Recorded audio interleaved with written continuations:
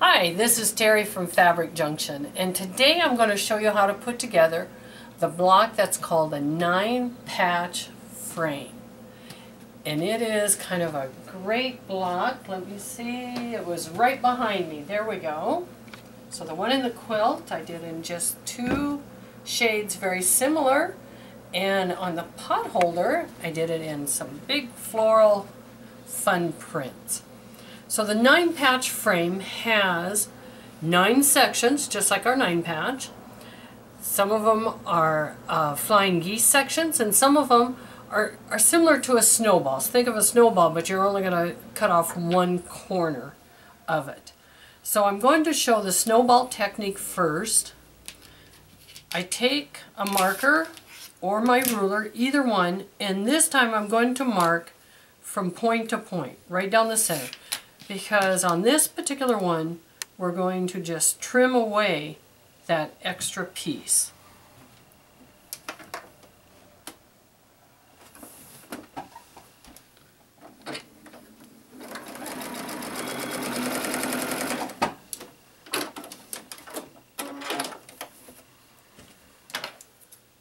And you can use your rotary cutter and do them, or your scissors, either way. If I was doing a stack, I might use my rotary cutter. So I have my corner placed. Now on the flying geese. And on this particular one, again, I took my squares and a straight edge, and I drew my line from corner to corner. So now to make my geese, I need to make sure that I put the piece on there so that I will be sewing from an outer corner to the inside center. So match it up.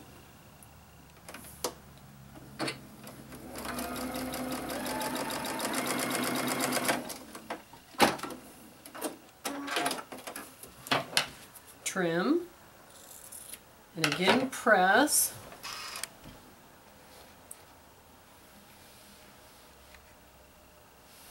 And we're going to do the same thing to the other side. Make sure that you match up your line to the outer corner and you're going inward. So trust me, I've done it the other way a couple times and it's easy to get them turned. And actually you come out with a different type of block. But we're looking at geese today, so up. Da-da-da. I know sometimes those little tips, I'm going to want to, they're so tiny, they like to go down into your machine. And as you can see, it can happen to anyone at any time. Correction is, just take it off, line it up. Now, to keep myself from doing that same thing, to keep it from dropping in there, I'm actually going to start on the other side because I don't want to have the same result. So this time I'm going to line it up on that side. Take it nice and slow and let it go. So now you know what to do in case it happens that your little piece gets stuck down in there.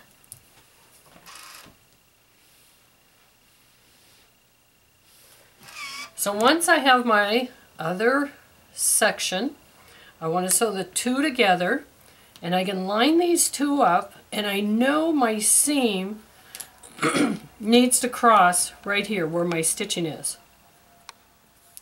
So even if that seam is not quite a 1/4 inch, if it's a little bit big, that I know that's where I need to cross to make sure that I'm not cutting my tip off or leaving too much.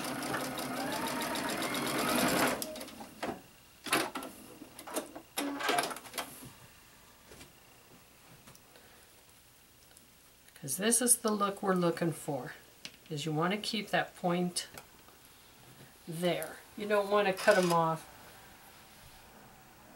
if you can help it. I know once in a while it happens. Okay, now the trick to putting this one together, we put it together exactly like we do our regular 9-patch. We grab the center and we fold it over and we stitch. But there's one little thing on this one so that we can keep our frame lined up.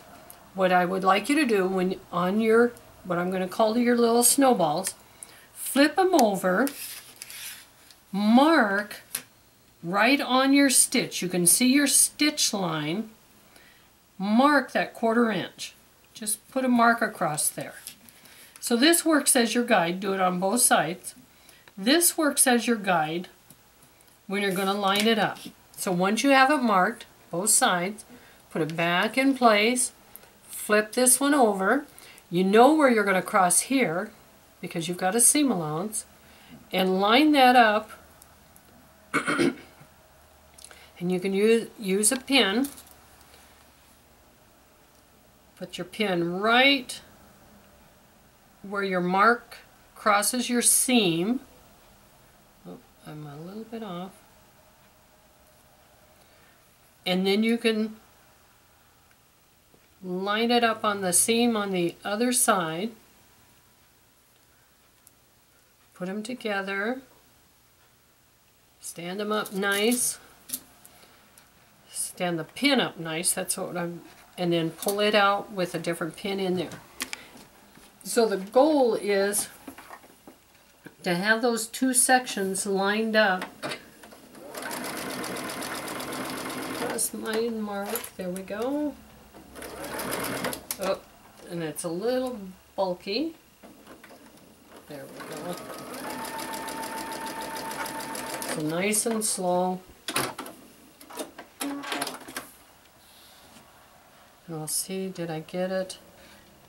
Actually, not bad. The illusion that my frame is going to go right across there as if it was a straight line.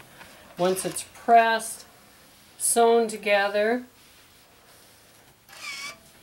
because that's the illusion that we want. We want that to look like that was a straight piece instead of all those triangles. So now, all you have to do is put the rest together. Go ahead and sew these two together, place it back down, these two together, place it back down, and I would do my finished row. I'd do that one, this one, and then come back and line these up.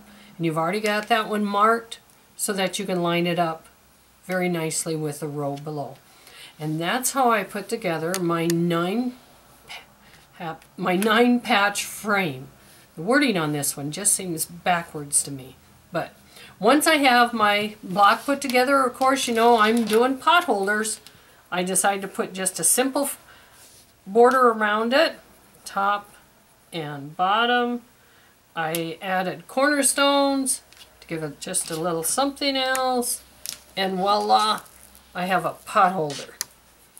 My back, my batting, my Insel Bright, a little bit of stitch in the ditch. These are small enough that almost all of them I stitch in the ditch, binding, and there is my 9-patch frame. The cutting instructions for that, you'll find it on the Fabric Junction blog. Excuse me, it's fabricjunctionjewels.blogspot.com. That's where you'll find the actual size of the pieces that I cut for this particular block. I hope you are enjoying all of our blocks. I know there's a lot of them, but look at all the creativity you can do. All kinds of scrappy quilts. Change the size of the block, whatever you choose. But I hope you're having fun with it. Thank you again for watching us here at Fabric Junction. And if you come to Sturgis, stop in and say hi.